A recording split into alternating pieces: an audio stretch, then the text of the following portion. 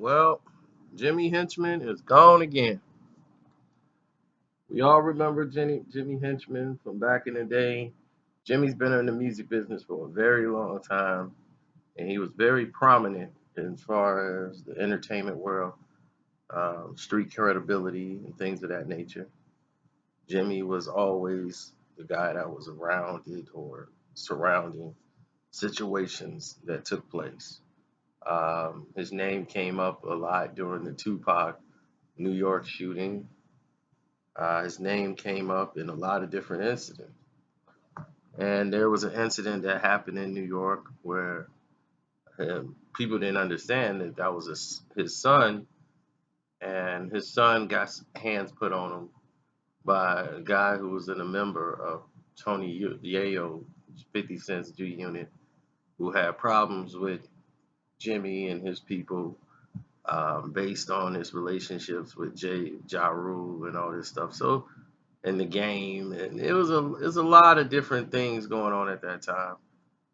Um, and the fact that Jimmy was very hot about that.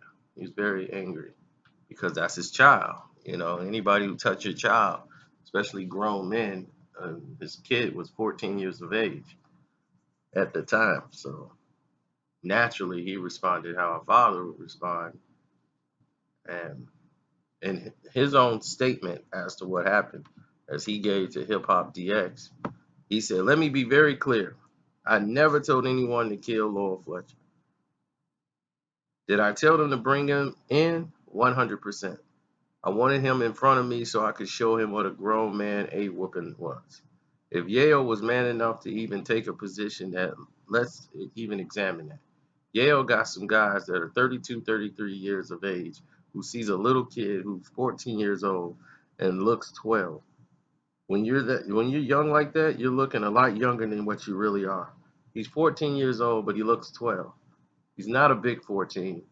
And you have four guys surround this little kid and ask him what he's doing with his our entertainment shirt on. And then you assault him. There's no logic in that.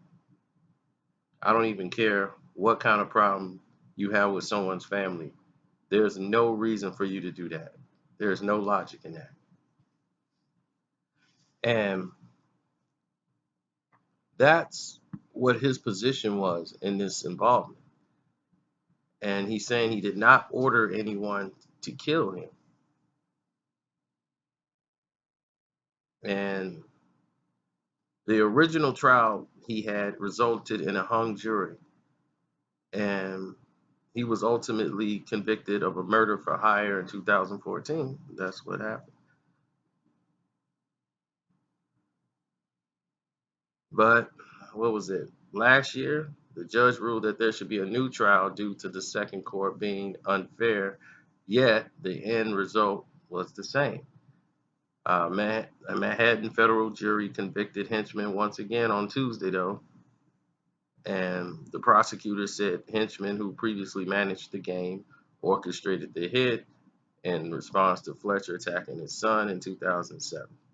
Tony Yayo and his crew reportedly got into a confrontation with Henchmen, then 14-year-old son, for wearing a T-shirt with the logo of Games Management. Fletcher eventually copped to assaulting the kid, went to prison, and was released in 2009. He was killed 2 weeks after his release.